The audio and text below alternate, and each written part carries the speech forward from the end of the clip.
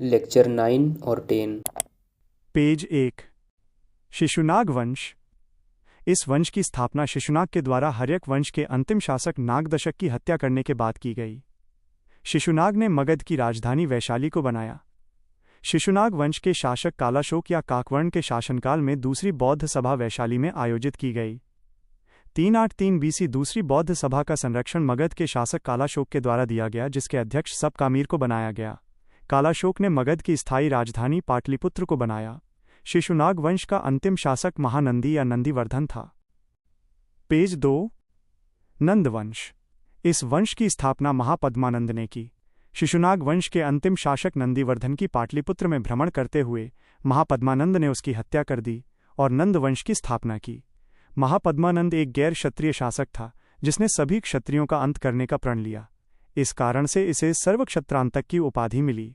महापद्मानंद को दूसरा परशुराम भी कहा जाता है। मगध का पहला शासक महापद्मानंद है, जिसने कलिंग को मगध में मिलाया तथा एकराट की उपाधि धारण की। इस वंश में कुल 9 शासक हुए। धनानंद इस वंश का अंतिम शासक था।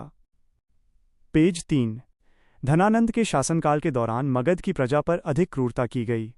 धनानंद एक क्रूर और घमंडी शासक था। धनानंद के दरबार में तक्षशिला के प्रसिद्ध ब्राह्मण चाणक्य धनानंद के दरबार पहुंचे। अखंड भारत की चेष्टा लिए हुए धनानंद को चाणक्य ने सलाह दी, किंतु धनानंद ने चाणक्य को अपमानित करते हुए दरबार से बाहर कर दिया। 326 बीसी यूनानी शासक सिकंदर का भारत पर आक्रमण हुआ।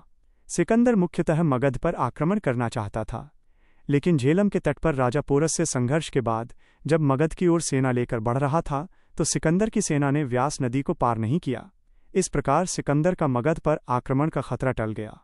मगध का शासक धनानंद ने और अधिक क्रूरता दिखाते हुए 124 प्रकार के भारी भरकम कर लगाया। पेज 4। चाणक्य ने नंद वंश का अंत करने के लिए चंद्रगुप्त मौर्य को प्रशिक्षित किया। 322 बीसी चंद्रगुप्त मौर्य के द्वारा धनानंद का अंत किया गया और मगध पर एक शक्तिशाली शासन व्यवस्था मौर्य वंश की स्थापना हुई। मौर्य वंश। चाणक्य की सलाह पर तथा सहायता से चंद्रगुप्त मौर्य के द्वारा इस वंश की स्थापना की गई। मौर्य साम्राज्य के विषय में जानकारी के निम्नलिखित स्रोत हैं। 1. मुद्रा राक्षस - विशाखदत्त के द्वारा नाटक। 2. अर्थशास्त्र - चाणक्य द्वारा राजनीतिक पुस्तक। 3. इंडिका - मेगास्थनीज के द्वारा।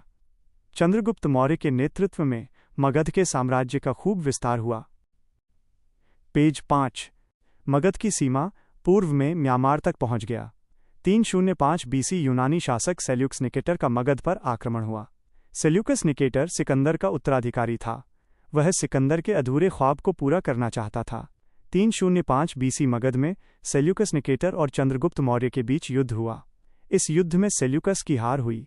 सेल्यूकस ने अपनी बेटी हेलेना का विवाह चंद्रगुप्त मौर्य से कर दिया, जिससे चंद्रगुप्त मौर्य को अफगानिस्तान के 4 प्रमुख शहर प्राप्त हुए।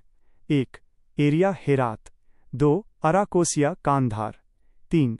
जेड्रोसिया मकरान। 4. पेरीपेमिज़दाई काबुल। इस प्रकार भारत पर यूनानी आक्रमण का खतरा हमेशा के लिए टल गया। इस कारण से चंद्रगुप्त मौर्य को भारत का मुक्तिदाता कहा जाता है। पेज 6।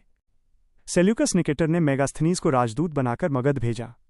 मेगास्थनीज ने मगध साम्राज्य के वैभव को इंडिका पुस्तक में वर्णित किया है। मेगास्थनीज के अनुसार मगध के प्रशासन में 6 समितियां बनी हुई हैं और प्रत्येक समिति में 5-5 सदस्य शामिल हैं। मेगास्थनीज ने पाटलिपुत्र के प्रशासन को मजबूत स्थिति में बताया है।